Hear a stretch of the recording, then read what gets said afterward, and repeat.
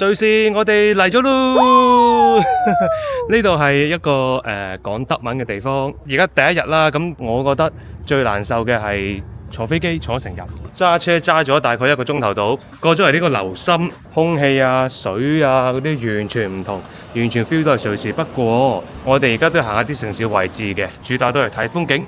一陣間見。過對面呢，就係老城區嗰邊。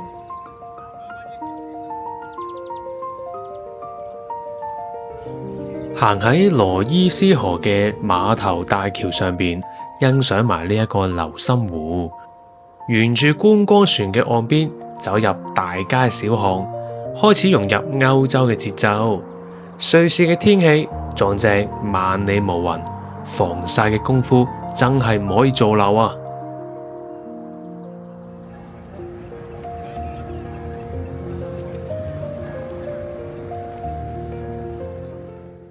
聖萊德加爾教堂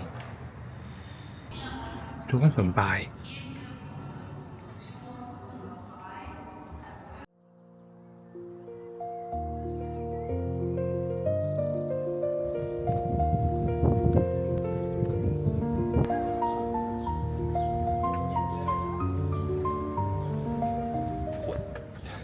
而家我哋行翻出嚟呢一度呢，就揾緊一個石像，有個獅子嘅石壁像，咁就紀念戰爭和平嗰啲嘢嘅。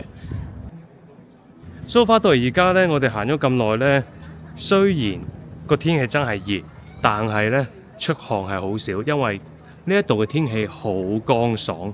咁啊，行啲暗街呢一啲小巷呢，啲風吹埋嚟呢，直頭係舒服咗好多添嘅。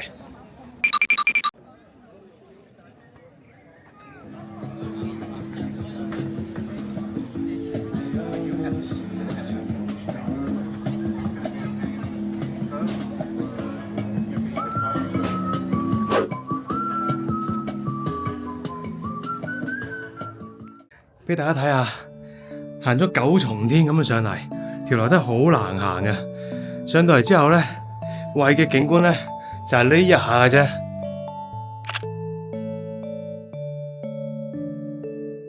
張相呢，我就幫你哋影咗噶啦。咁但係其實前面有塊玻璃喺度嘅，即係你介唔介意你自己諗啦。自己睇下條樓梯係咁樣噶啦。以前呢度真係住人，咁佢哋點樣擺房擺床嘅呢？你睇。空間其實大㗎，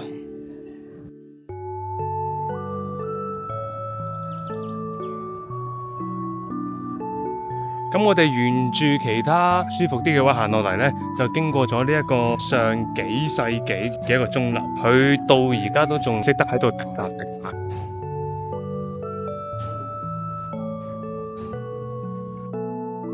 Opening。咁呢頭先呢，我哋去研究一個問題，就係點解歐洲人可以飲一杯嘢飲成日都仲有得剩？因為呢，其實瑞士啲水真係好好飲。我哋出門口嘅時候呢，斟咗一支冰水啦，全凍嘅。咁但係呢，天氣太乾燥，好快又口乾。咁我哋前面呢度呢，就係好有名嘅斯普洛耶橋啊。而呢個橋嘅特色呢，就係每一個位置呢，都會有幅壁畫喺上邊嘅喎。就講翻以前啲人嘅生活啦。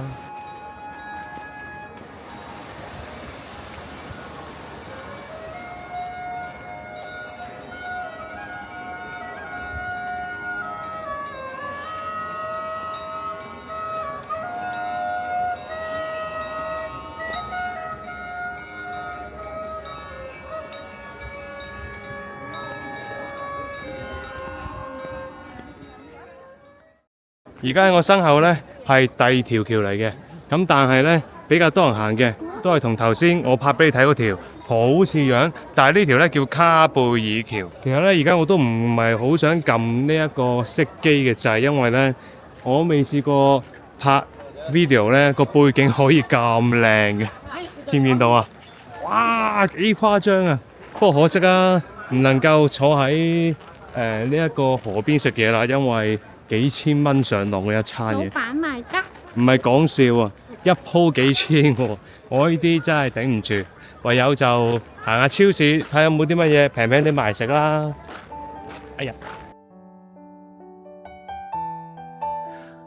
超市可以買到嘅大部分都係晚餐，所以我哋決定幫襯一間土耳其嘅 Kimbap。Thank you。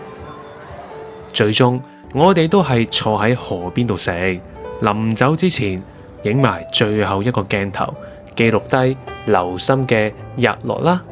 再見啊，劉森！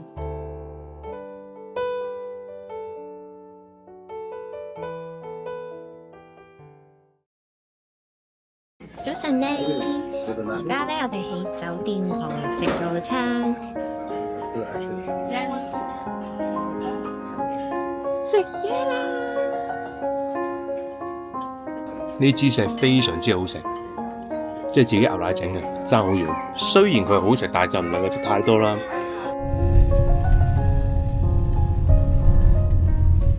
呢一度綠草如茵，風景如畫。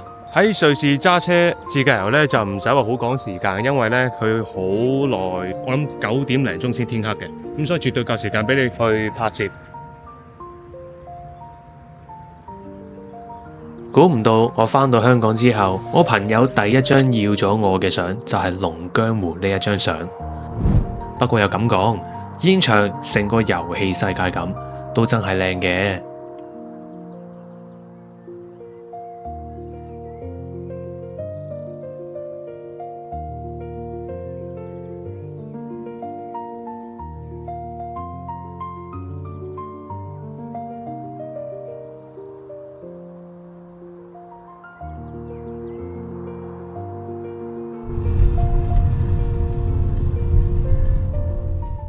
我哋今日因為係禮拜日，咁所以咧好多停車位置免費嘅，就好似後邊呢個停車場咁。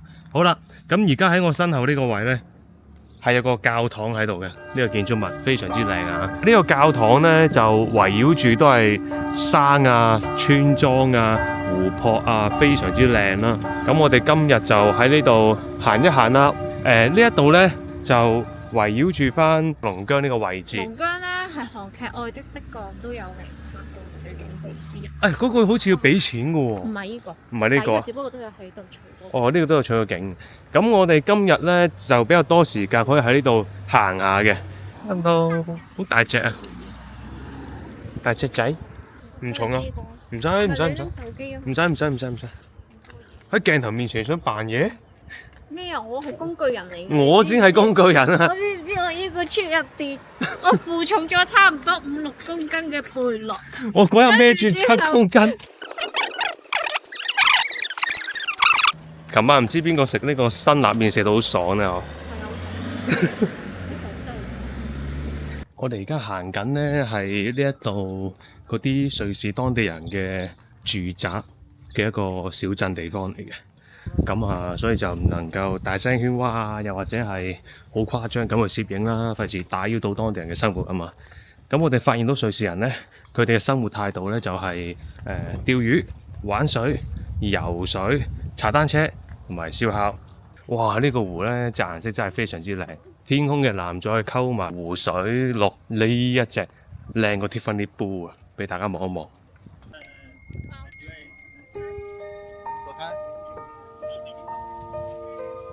喺呢度，我又忍唔住同屋企人傾咗一個視頻，同奧地利嘅情況一樣，都係唔敢相信眼前見到嘅景係咪真係咁靚啊！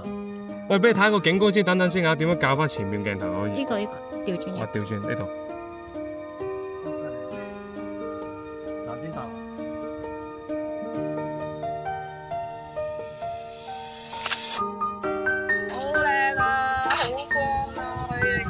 瑞士呢，就係呢啲咁嘅天氣先好靚，最靚，任你影都好靚。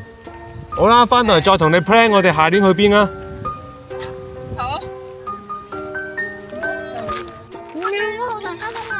哎呀，以為波仔啊！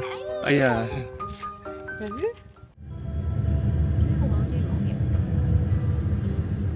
大馬路嘅旁邊呢，會有呢一啲避車處嘅。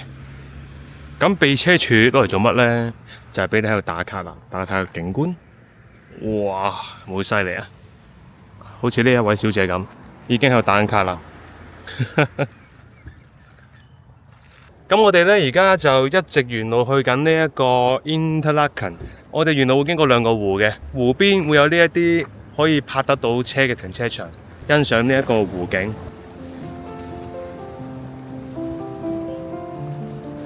喺呢一度，大自然嘅色彩喺你面前放肆，而我哋就要喺呢一個水彩畫入邊揾嘢食啦。你而家見到前排嘅屋仔，好多都係鋪頭嚟㗎。不過今日係假期，所以好多都閂咗門，唔容易揾㗎。咁我卒之呢，就揾咗呢一間禮拜日都仲開門嘅餐廳，行啦。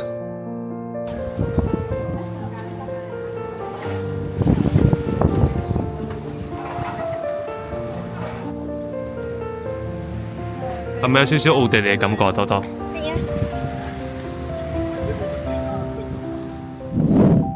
木工係瑞士著名嘅手藝，所以除咗瑞士好多木屋之外，你周不時都會見到有啲木雕喺身邊嘅。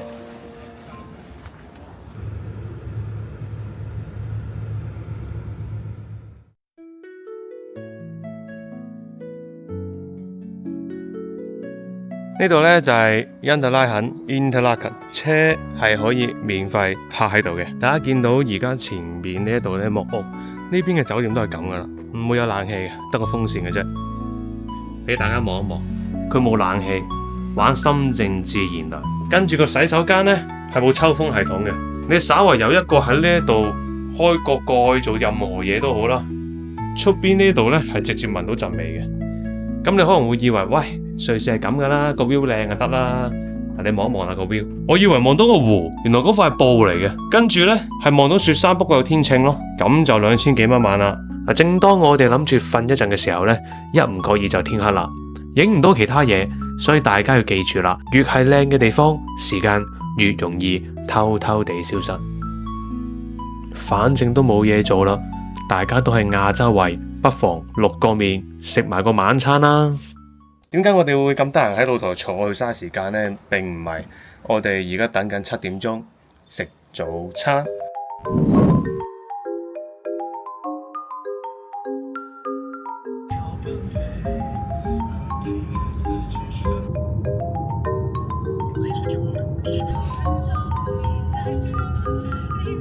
我哋而家揸車嚟咗呢一個上雪朗峰嘅纜車站啦。咁呢一度呢，非常之靚嘅，呢一邊呢，就已經見到個纜車噶啦。沿住呢條纜車線上去，哇，有瀑布，再上去我俾座山擋住咗啦。陣間纜車就會睇得更加清楚。有好多人玩滑翔傘落嚟啊，見唔見到啊？好啦，咁我哋出發到多多行咯。你睇下右邊，係喎。呢度呢，呢度行咗過去睇下。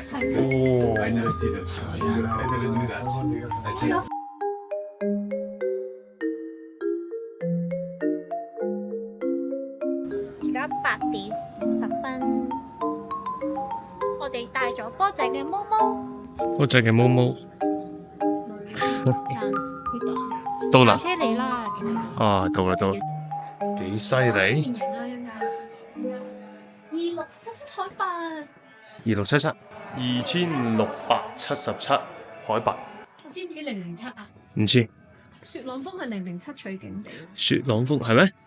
哦，但係007博物館啊嘛。哦，係啊係啊，唔止啊，王牌特工都喺度有啊，但係007男人嚟喎，你似碌蕉喎。槍呢？哦。咁你配翻007個音樂。唔係，你要貼住埲牆行㗎。啊，呢個00卡啊，呢個00卡。最後登頂嘅一段風景會有明顯嘅分別，同雪山嘅距離越嚟越近啊！我哋而家登到頂啦，出面呢就係要面對寒風同埋007，逼咗你出嚟係咪啊？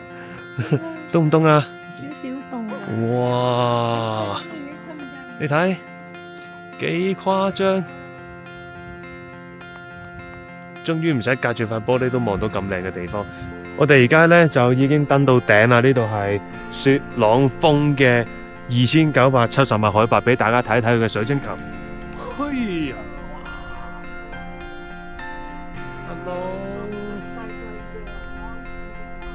大師影相下大師，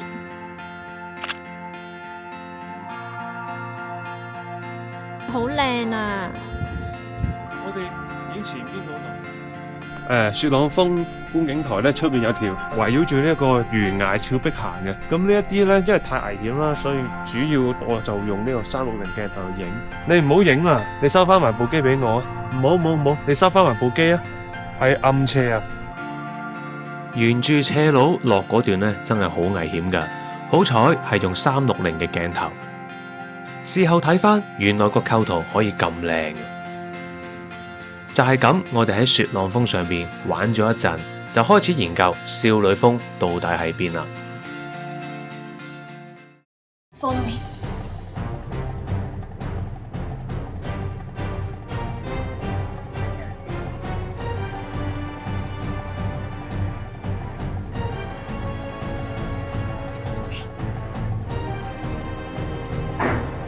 哇！你中咗槍啊！哇！扮扮喐嘅嗱，明扮扮，架車點會喐啊？就係咁嘅咋。係啊，咁我要自己加啲特效喎咁。哦，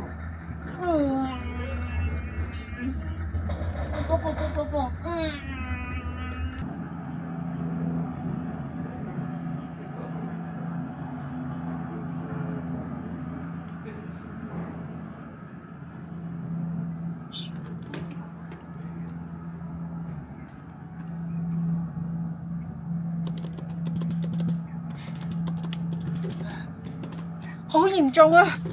個電話打唔通啊！急啊！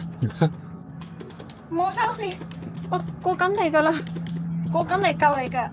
過緊嚟食嘢啦，我哋。好臭啊！咕嚕咕嚕咕嚕咕嚕咕嚕咕嚕咕嚕咕嚕咕嚕。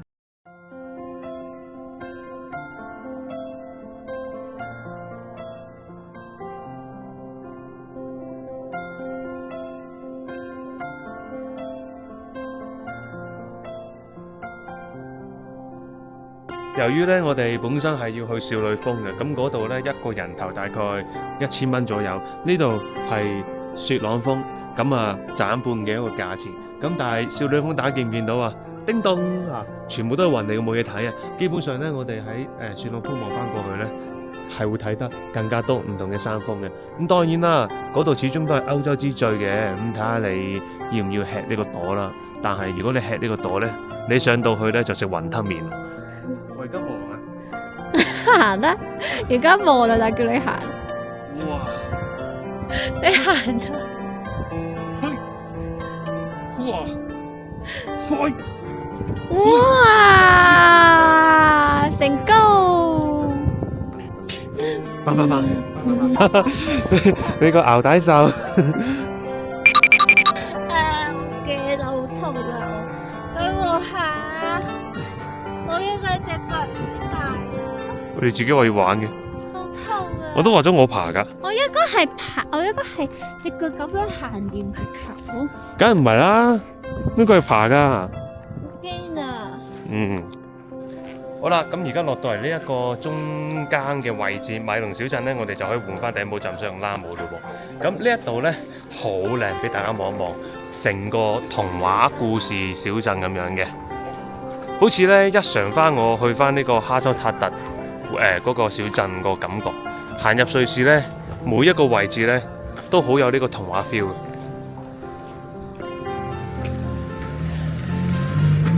咁而家你見到好多木屋咧，尖頂咧，最高嗰個窗嗰個墩墩位咧，係個閣樓位嚟嘅。我哋琴晚瞓酒店咧就係瞓呢啲位啦。嗱，呢一啲酒店咧就好睇唔好食嘅，因為有冇 lift 都係其次啊，佢冇蚊網嘅，而佢夜晚咧係好多蚊，你冇蚊網你又唔開得窗，佢又冇冷氣喎，咁所以就融入當地生活啦。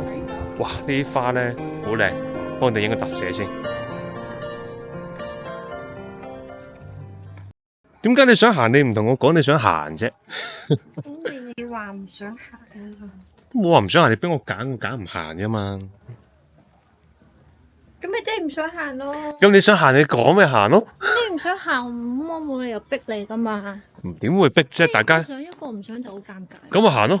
我都冇話我唔想行。有啊，你唔話唔行，咁你俾我揀，我話唔行啫嘛。咁咪即係唔想行。你俾我揀，我唔行，就唔代表我唔想行嘅，明唔明啊？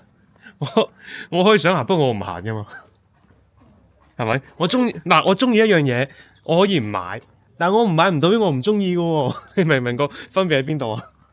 咁你同我講你想行，咁咪行咯，向下行又唔係好辛苦嘅，係我咪？係行呢啲路嘅，係咯，俾大家睇下多多想行嗰條路啦。幾好啊！係啊，OK 㗎。假到死。咁樣嚟到瑞士就係要周圍行下望下噶啦。我都冇話唔行。上到嚟600蚊喎，唔慢慢去感受下呢度嘅空氣，你吸多幾啖添啦，陣間你吸咗隻蜜蜂入去。你吸多幾啖新鮮空氣咧。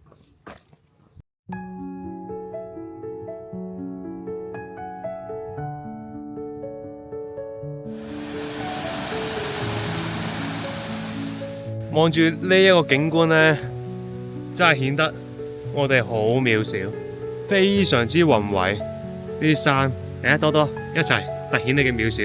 渺小，好誇張啊！呢個景觀，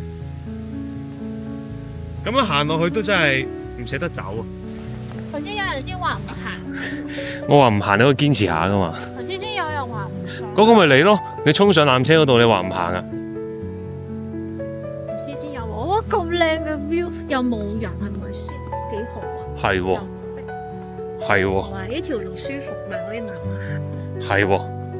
你望下，你望多次個山，我哋冇咩，我哋可能未必呢10年唔會再翻瑞士啦。黐線嘅，得瑞士有啊！而家你阿爾卑斯山邊個唔係咁嘅樣㗎？我哋冇乜點行過呢啲地方啊。你都唔細隻㗎喎。佢真係幾大，哇！好多烏蠅啊佢。佢真係幾大隻。我覺得比較窩心嘅係，好多居民都會喺門口做返一個來去水位，俾行過嘅人拎嚟飲水，又或者係洗手。但係我又會諗，一個要坐纜車加步行嘅地方，住喺呢度，到底會係一個點樣嘅生活呢？不過無論點樣都好啦，我哋都要離開呢一度，出發去瀑布小鎮啦。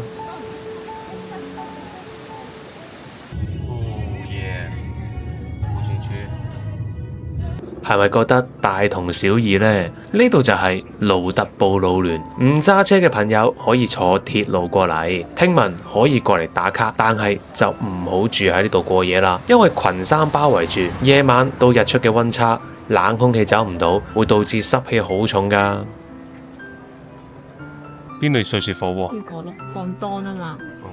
佢 person 嘅話， 250蚊一個人，係啊，即係500蚊啊。雞人頭嘅咩？雞人頭啊，佢係 person 雞人頭。好啦，我哋向前。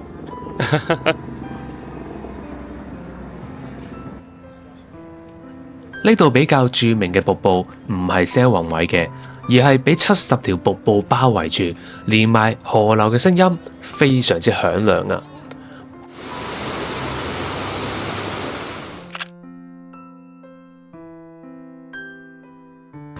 行啊，行啊！點解瑞士會咁辛苦嘅？哇！我陣間攞翻架車要喺度兜翻幾個圈，兜翻個本先得。哇！都要揸車㗎啦。係咯。睇多最後一眼，我哋就要離開呢個瀑布小鎮啦，正式同大家介紹童話小鎮格林德瓦。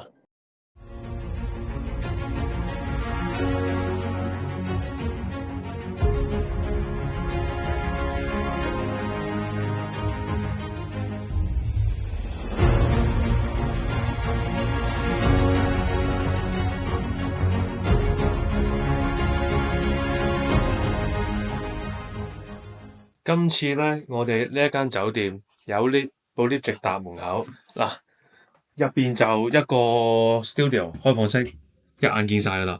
最值錢呢，都係呢一個戶外景觀，俾大家睇下。哇！終於冇天晴，不過會有好多直升機飛嚟飛去，係咪好靚啊？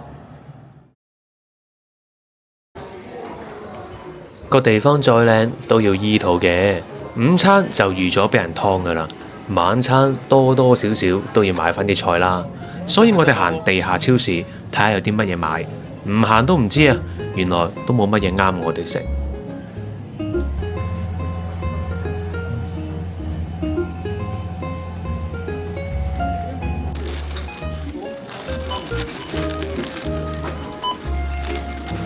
買完嘢擺返入酒店，就開始我哋嘅格林德瓦之旅啦。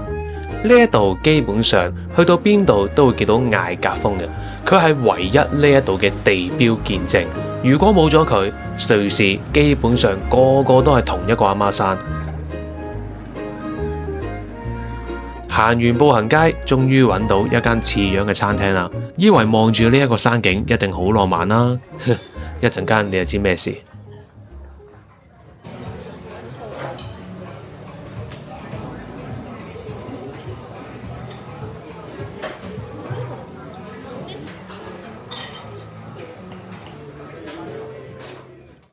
再湯血，杏鮑嘅乾湯。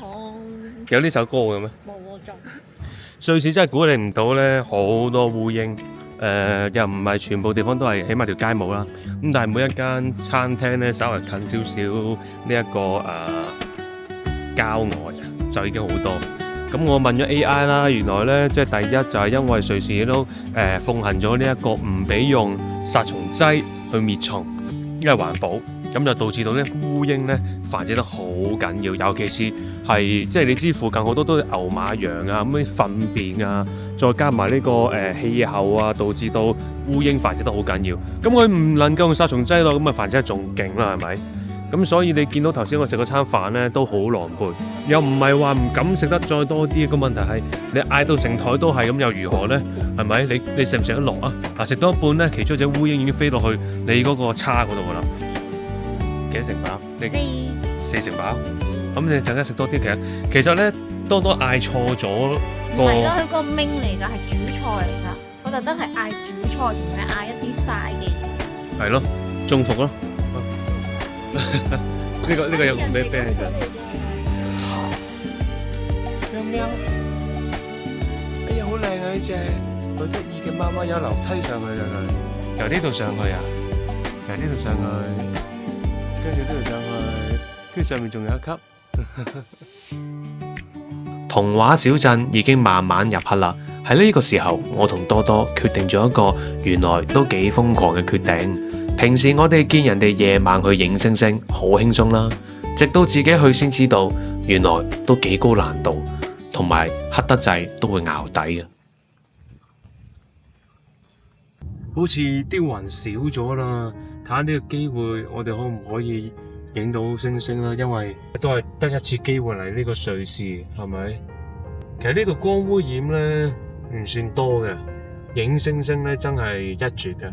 除咗有雲啊嗰啲嘢之外，咁但係我哋住嗰個酒店咧就太多燈啦，街燈，所以影響到我哋要爬高少少睇下後山影出去會唔會好啲？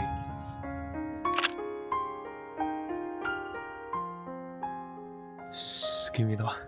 成個鎮咧得翻我同多多嘅咋？你睇，啲燈佢係着晒嘅，但係咧就冇鋪頭開門噶啦。超靜，個天空咧非常之純黑。頭先都影到流星啊嗰啲嘅，有啲唔知係咪 UFO 咧？陣間咧就要翻香港嘅時候先執翻啲相俾大家望一望。我有對天炮影啦，亦都有對住嗰個山影嘅。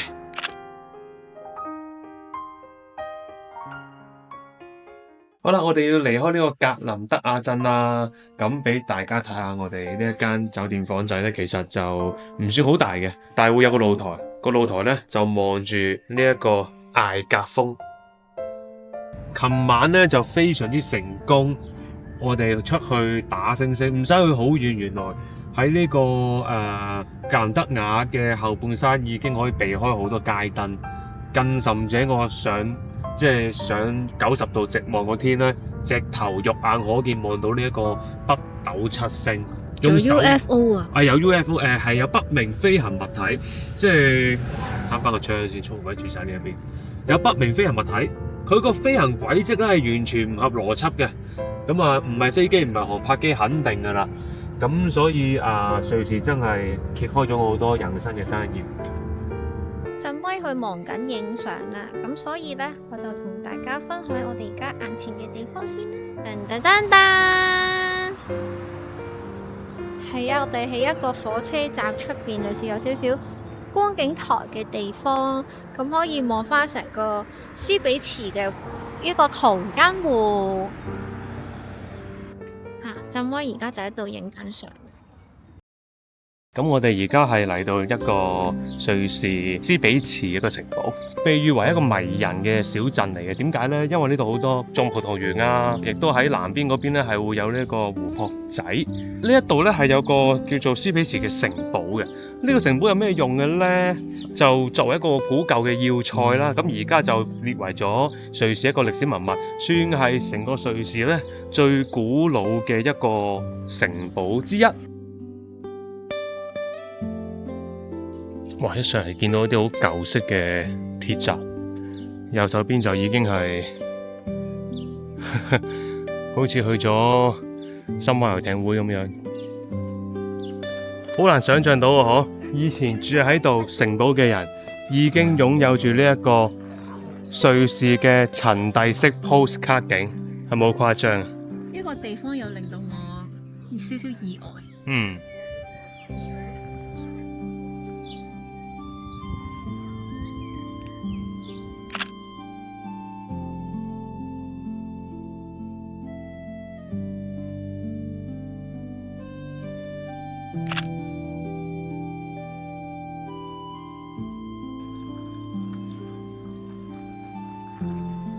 呢度呢，而家已經變成咗呢一啲賣特色小店嘅地方啦，即係租俾人做鋪頭仔。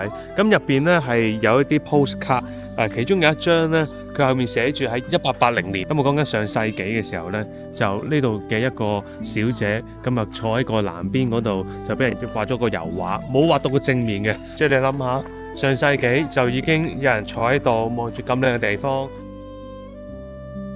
咁喺我身後有個地方咧，已經打造成為一個俾人結婚用嘅地方啦。雖然有啲唔捨得，但係時候要去下一站啦。離開之前，我都忍唔住影多幾個鏡頭。歐洲嘅鄉村生活喺呢度，俾到我有唔同嘅感受。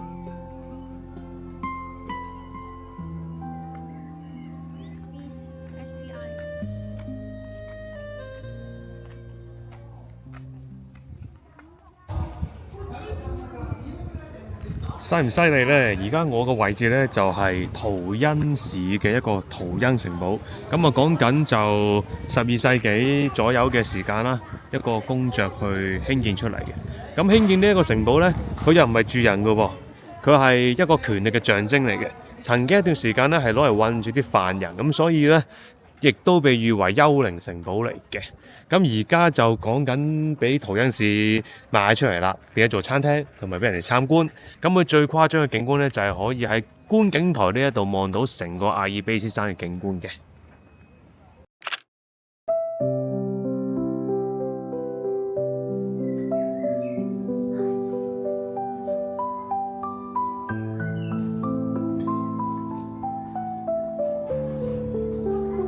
呢個就係圖恩市咯。就唔係個城堡啦，係啦，老城區。但係我哋會唔會去得太多老城區啊？好似個個老城區都係。不過嗱，瑞士嘅老城區咧，佢都有呢一個葉窗嘅。呢一啲咧就冚埋，閂得晒個窗噶嘛。呢啲打開嘅，但係其實佢哋全部都閂得到嘅。我就真係見過有啲咧係冚埋都閂唔到，個窗太大啦。咁個葉咧就變咗係裝飾用嘅。咁當你哋行完呢一個圖恩市嗰個城堡之後呢，而家就會路經呢個圖恩市嘅商店街。咁呢一條街呢，唯一嘅特色就係我哋而家喺地面度行緊一層，上邊嗰度呢都有一層係雙層嘅步行商店街嚟嘅。由圖恩城行入亞勒河只需要幾分鐘，大家千祈唔好錯過呢一個咁靚嘅地方啊！見唔見到呢度有兩隻天鵝喺度等食啊？頭先佢係對面河特登游過呢個餐廳嘅，好鬼為食嘅天鵝。大家記住，天鵝呢嗰個意識、嗰個領域意識咧好高嘅，攻擊性都好強，所以唔好立亂餵啊！你有冇試過俾天鵝扇一巴掌？未試過。 OK，今日有機會就試下。而家呢度呢係圖恩市嘅亞勒河，爭個字就亞勒泰啊。咁呢一度呢就比較少遊客，因為好多遊客行到一半就放棄行呢一邊。我發覺呢度呢乜都有嘅。嗱，呢位先生喺度釣魚啦，咁呢同時間呢有人喺度滑浪嘅喎。見唔見到啊？逐個喺嗰個滑浪。行到最後，終於揾到一間有開門嘅餐廳醫肚。今次漢堡嘅份量呢，就有點而吃不消啦。夜晚嗰餐都打爆埋。enjoy 完就要出發去 Interlaken 還車啦。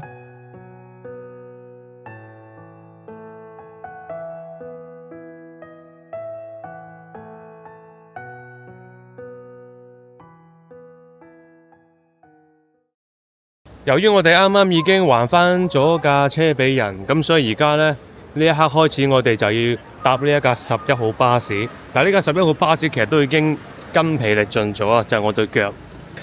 我頭先就喺度諗緊乜嘢11號巴士。咁我哋而家喺呢個位置呢，比較多嘅係朱古力鋪頭啊、瑞士錶啊，咁去睇下嘅。愛的迫降嗰啲呢，我就冇興趣唔去噶啦。咁我哋而家睇睇個超市有啲咩買先。雞油70蚊半隻，唔食。唔食雞油，有蛋白質喎。唔係唔食雞，係唔想食呢隻雞。喂，唔使加熱嘅喎呢啲，唔係好似我哋嗰次。帶翻到去都。咁你而家買咩翻到都凍㗎？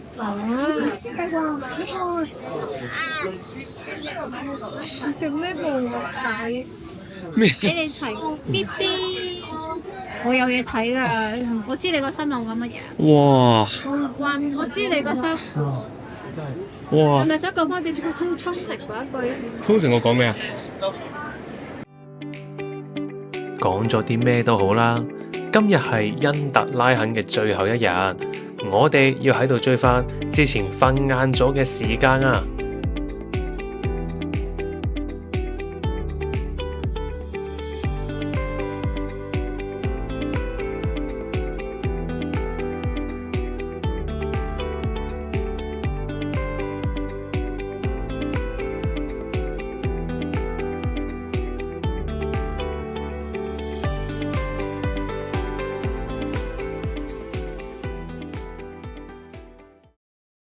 好啦，我哋要離開呢一間靚靚嘅酒店啦。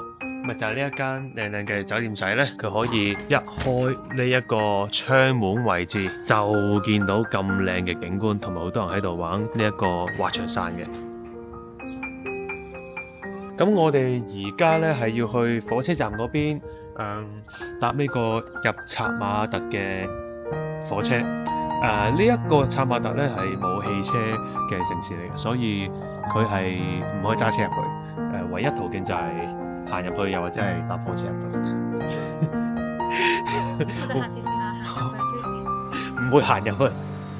咁我哋呢就仲有1個鐘頭先搭火車，所以呢1個鐘呢，我哋喺度碌下先啦。其實瑞士冇乜手信買，所以睇到呢度嘅朋友呢，千祈唔好覺得我度買手信。瑞士錶啊，瑞士糖啊，冇瑞士糖，瑞士朱古力啊呢啲，瑞士雞翼啊，嗰啲翻香港買俾你哋。OK， 陣間見。其實我哋去斯比士就去嗰間茶樓咧，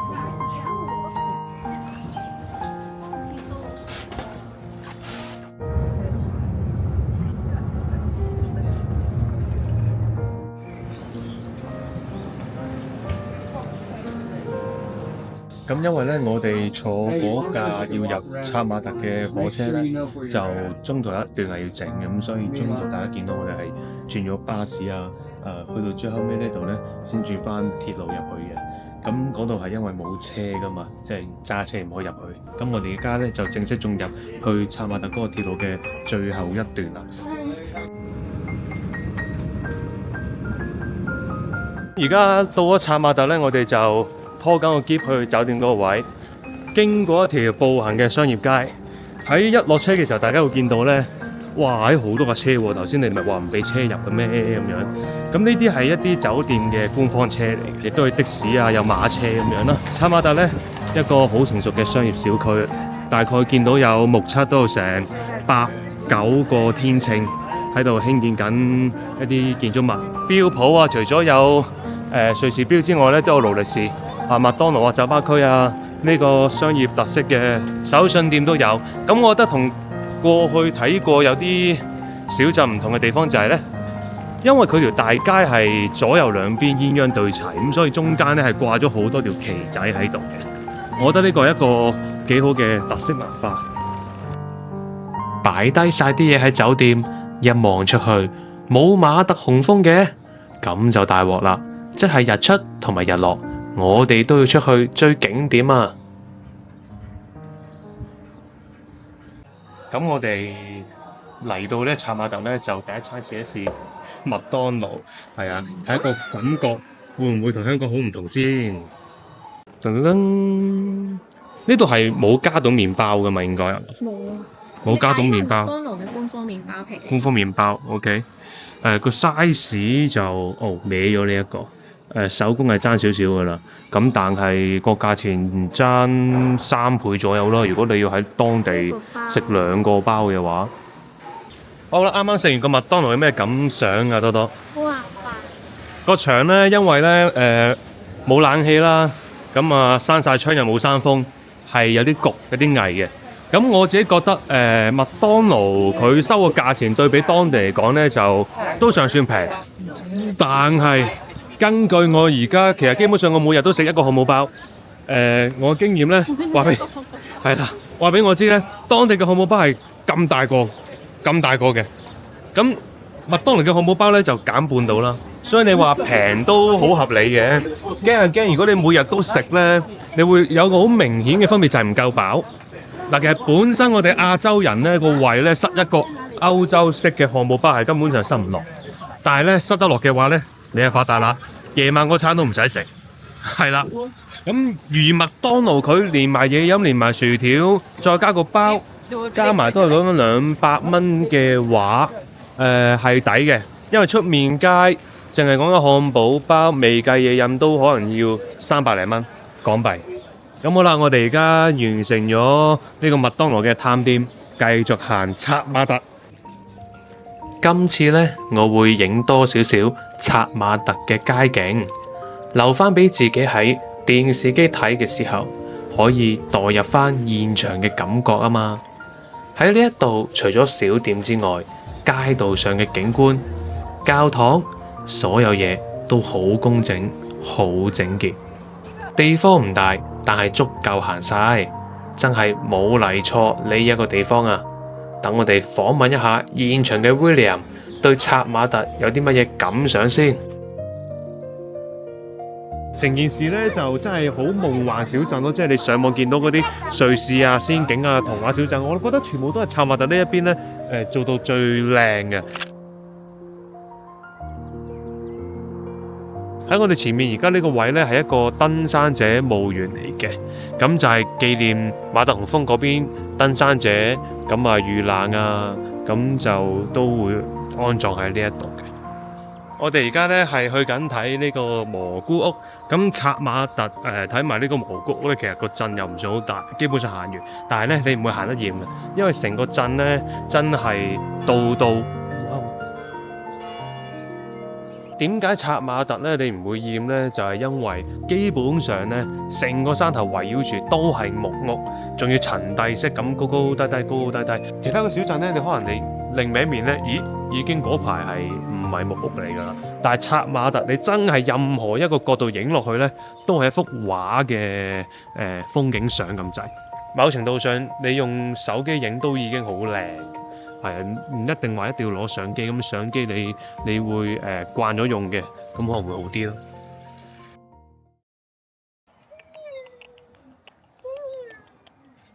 喵喵，哎呀，喵喵啊！煲水啊，煲水啊！呢啲好似就冧咁款喎。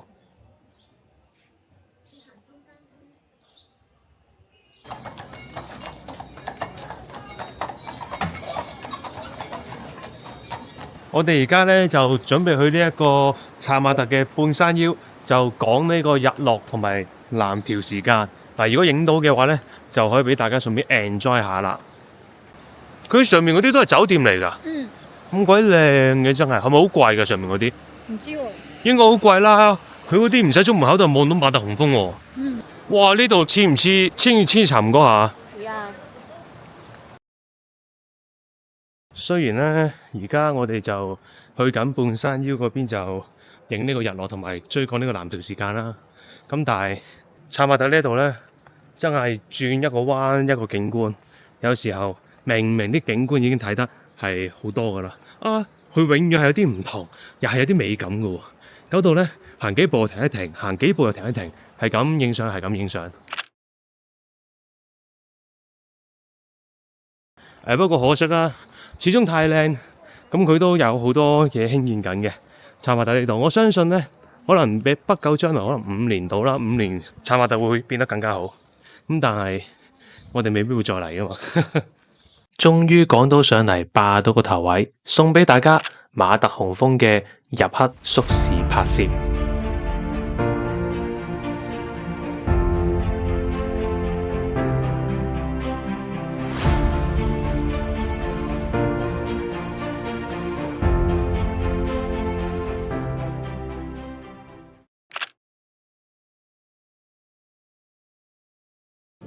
我哋而家要做緊乜嘢？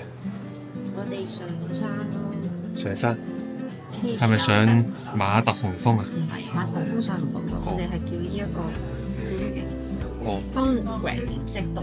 我哋去上另一邊嘅觀景台。係啊，去望翻馬特。去望翻馬特洪峰。咁啊，病咗喎。係啊，你琴日太凍啦，影星星嘅時候太凍啦。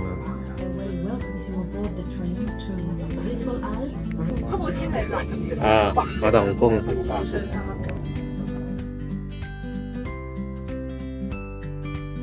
根據多多嘅攻略搜索咧，呢架車上嘅時候咧要坐右邊，咁但大家千祈唔好好似佢咁。我冇 check 到架車向邊個方向行？頭先爭啲坐咗喺左邊。好彩最後尾睇翻個地圖，應該係向後行嘅。而家坐翻右邊嗰度啦。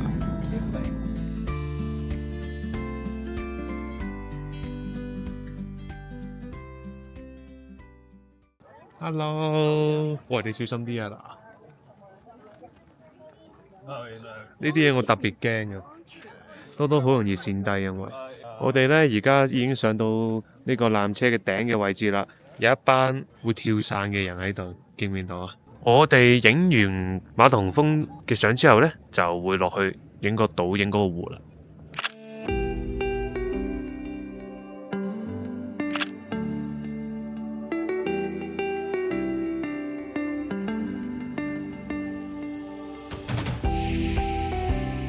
黐線，頭先嗰個蜜蜂飛咗喺個鏡頭度，影得佢勁清，不過冇撳到個掣。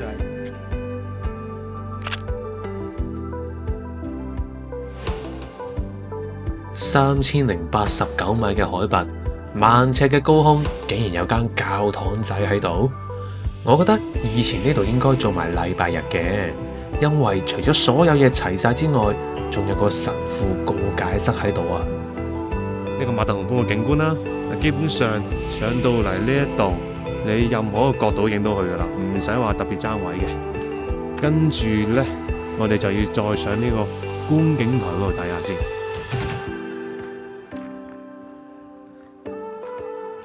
大家見唔見到有支專業嘅望遠鏡啊？佢會投射話俾你知邊座山打邊座山，每一座山幾高海拔。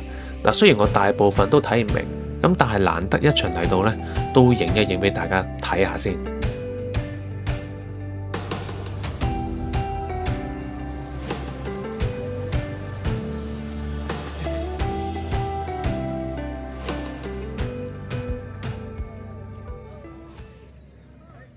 咁啱啱上網查咗下咧，呢個哥爾內格拉啊，呢個地方係屬於馬特洪峰嘅山脊。咁但係呢個位咧就可以望晒成個馬特洪峰嘅景觀嘅。好得意嘅就係咧，佢呢條鐵路咧係講緊上世紀100年前起落嚟㗎啦。咁當時一落成嘅時候就已經係電氣化，所以係好追捧呢個環保嘅。我哋而家咧就喺頭先嗰個纜車站嘅最高點落下一站，咁呢一度咧出名就係影馬特洪峰嘅倒影啊！係得呢一個位嘅啫，所以我建議大家咧一落車咧，千祈唔好同其他遊客糾纏喺嗰啲雪山位置嗰度影咗相先，因為其實第二站咧一定係影呢一個湖嘅倒影。我哋而家嚟咗湖底啦，我哋而家準備影個倒影。哇，好靚啊！我老公仲靚啊！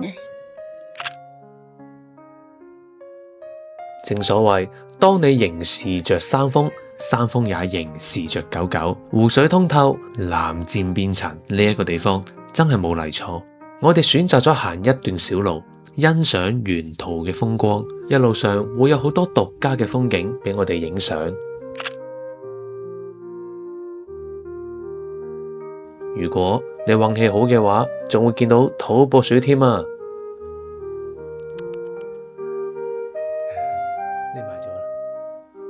我哋而家咧行緊呢條路咧，其實都非常之安全，都好容易行。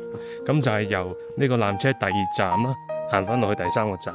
咁沿途風光非常之靚嘅。建議唔需要嘥太多時間喺第一個湖嗰度打卡，因為行多咁上下咧，會有第二個湖，跟住咧會有一啲比湖更加靚嘅獨家風景去俾你擺腳架影相添嘅。行慢少少都有好處嘅。有啲地方你會見到有土撥鼠出現嘅，好得意，係啦，一家大細3隻。咁但係我哋影嘅時候，佢已經走到得翻1隻。咁但係土撥鼠都幾識得招呼遊客嘅，每逢有人行過咧，佢都鼠出嚟望一望。咁所以都幾推薦大家行呢條路嘅，大概行35分鐘左右啦，就可以行晒成條路線，然後去纜車站繼續搭落去噶啦。我哋同黑面羊應該冇乜緣分噶啦，不過都好，起碼俾我哋揾到黑頸羊。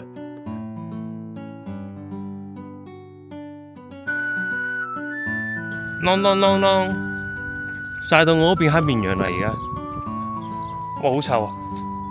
點解佢可以黑白色咁閃閃？阿媽生佢出嚟嘅時候，墨水用咗一半。由於聽日要早起身坐車，所以我哋呢就喺超市度買定聽日嘅早餐啦。瑞士出產嘅可口可樂，終於揾到。之前冰島嗰支呢就冇飲過，咁瑞士呢度呢，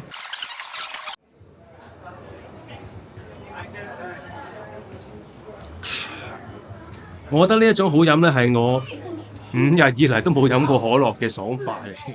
策馬特嘅地方唔會好大㗎，剩低嘅時間就可以好好地咁喺露台度放空一下自己。發現咗多隻貓貓啊！小朋友你好啊，嗲嗲豬。好舒服㗎佢。係啊，佢竟然唔驚水，下邊就係河流，但佢瞓得勁好。俾大家睇下，而家今朝早呢，我哋要趕7點鐘嘅火車啊，係陽光普照嘅。咁但係呢個鐘數都會凍啦，大家記住啦，太早起身都要着翻件衫，知唔知道啊？啱啱差唔多有個雷暴啦，以為有暴風雨啦，點知其實就乜都冇嘅。咁呢，我哋而家要出發去米蘭啦，拜拜啦，差唔多啦。買嘢啦！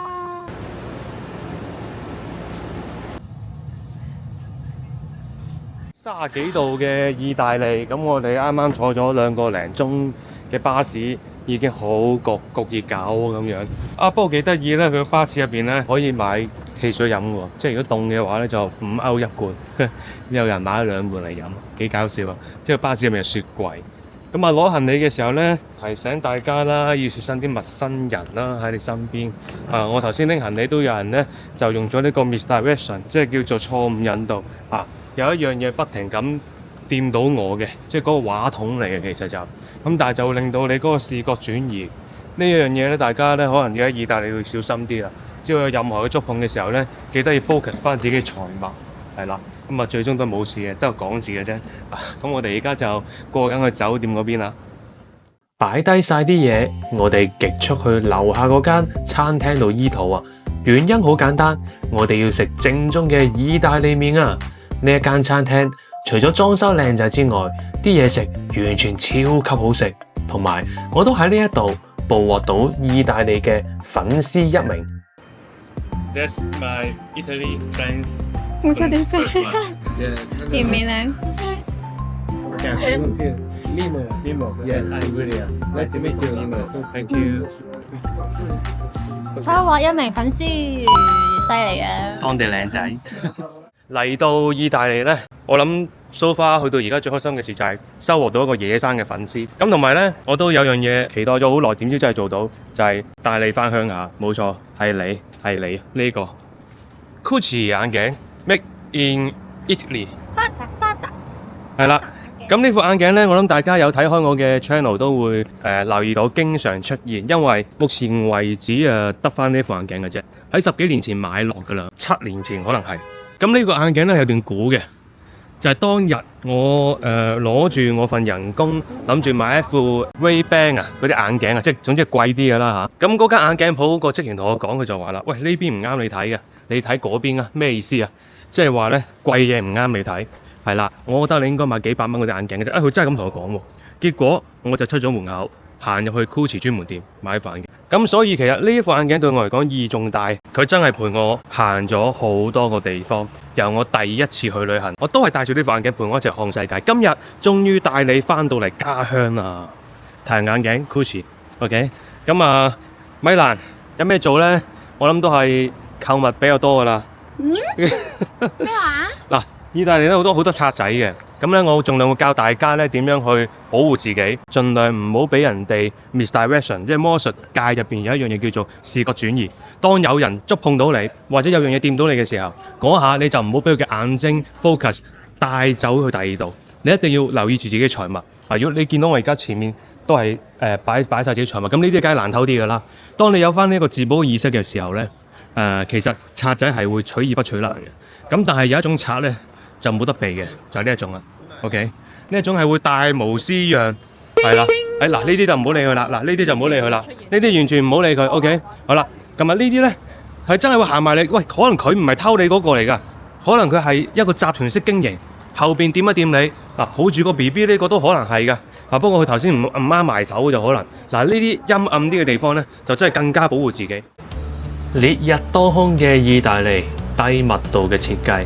根本就冇得理，我哋要靠住啲名店下邊陰影位置，穿過公園，先可以去到我哋想去嘅地方。呢個好出名㗎，唔知我。我睇 YouTube 有介紹過㗎。你係咪旅遊 KOL 㗎？我唔係啊，我係人生 KOL， 記錄自己人生㗎咋。我唔係介紹旅遊㗎，我係嚟玩㗎。我而家咧就喺呢一個米蘭嘅商業大街，打一個正中間。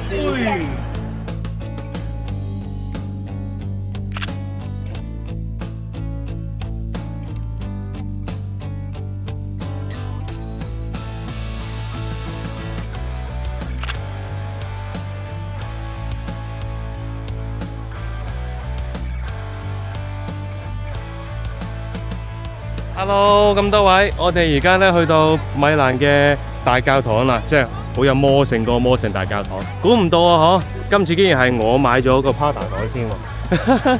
我老婆訂咗聽日先買袋啊。嗱，俾大家睇下現場個位先。哇，呢個回廊其實好靚啊，但係今日烈日當空。頭先我買個袋咧，拋咗4支水，所以今日咧都仲有啲口水同大家吹下水。嗱，呢個呢就係個大教堂啦。咁但係呢，就我哋係咪冇 book 到飛入去啊？係啊，冇啊。冇啊，唔緊要嘅，我哋影出面就得噶啦。影晒啲細節先，然之後呢再睇下到底係布拉格好啲啊，定係奧地利嗰個好啲，定係呢個米蘭嘅係比較魔性靚啲啦。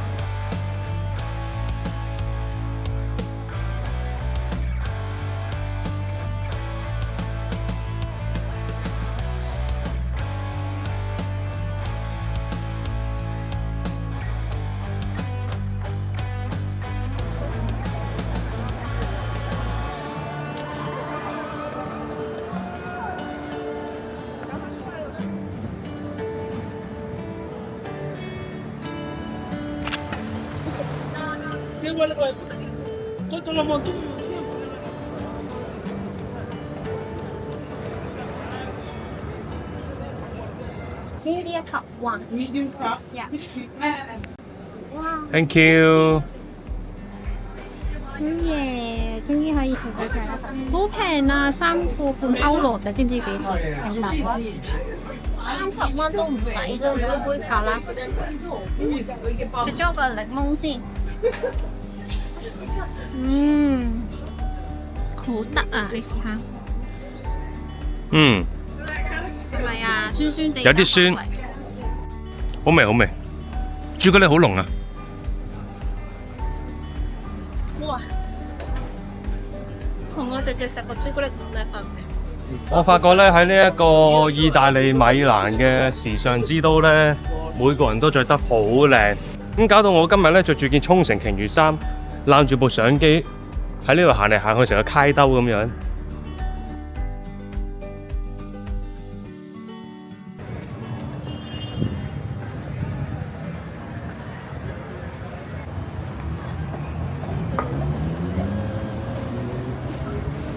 其實咧，我哋而家咧就已經去到呢個運河嘅位置，相當之靚嘅。網上都好多相嘅運河，關於運河嘅相好靚。咁但係咧好難影嘅，因為咧其實佢西斜都好緊要。你見到好多人喺度排隊打卡影相啦。其實我哋面對住嘅嘢咧，俾你望一望啊！烈日當空啊！你睇一影完相即刻掟埋一邊，跟住逐個嚟自殘，見唔見到？所以咧，我影個 shot 俾你哋望一望，跟住睇一張相可唔可以執得靚仔俾你睇下啦。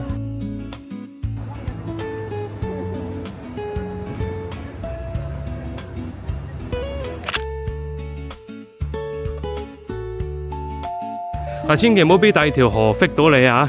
兩條河爭好遠嘅，運河呢就靚好多，同埋嗰個氛圍呢係好好多嘅。咁我哋食埋呢一餐呢，就要返酒店噶啦。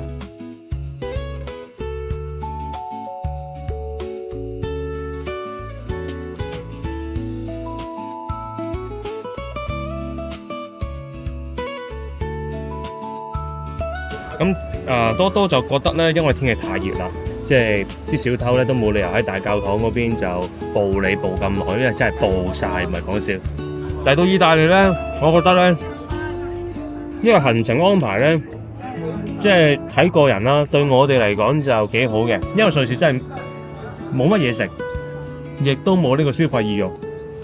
唯一消費意欲就係你食一啲性價比即係爭好遠嘅嘢，可能你食個麥當勞都要200幾蚊，咁喺呢一度你可以食到牛扒喎，亦都可以買到即係嗰啲奢侈品啦嚇，使錢買個開心咁樣。所以我覺得最後尾行翻城市咧，對我哋嚟講都 OK 嘅。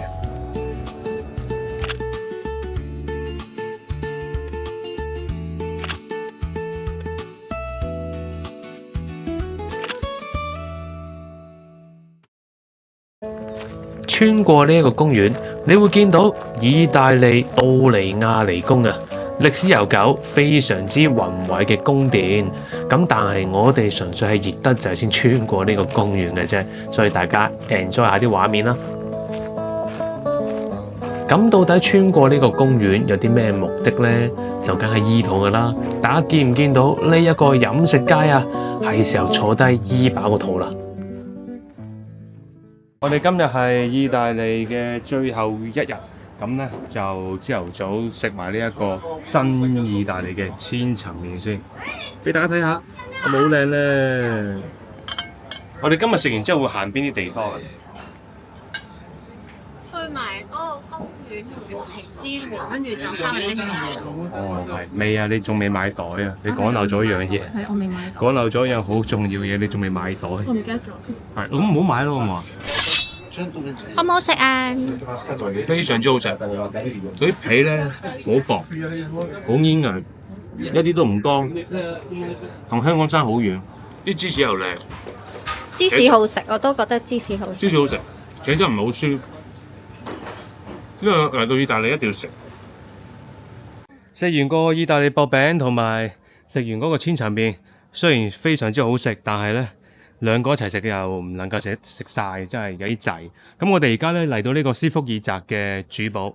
咁斯福爾澤嘅城堡咧就係講緊當年係曾經統治過米蘭嘅斯福爾家族，佢哋去做一個宮殿嚟嘅。咁而家咧就當然就開放咗參觀啦。大家會見到佢有個宮殿式嘅設計，同埋四方形有護城河，有呢個紅磚嘅牆身砌成嘅。咁上面都好多走廊啊，好宏偉啊，係米蘭市中心嘅一個非常之宏偉嘅宮殿嚟嘅。咁而家入嚟就唔使錢，但係你入博物館咧就要俾錢啦。咁所以我哋都係秉持住呢個白嫖嘅理念過嚟呢度行個圈啊，俾大家感受下先。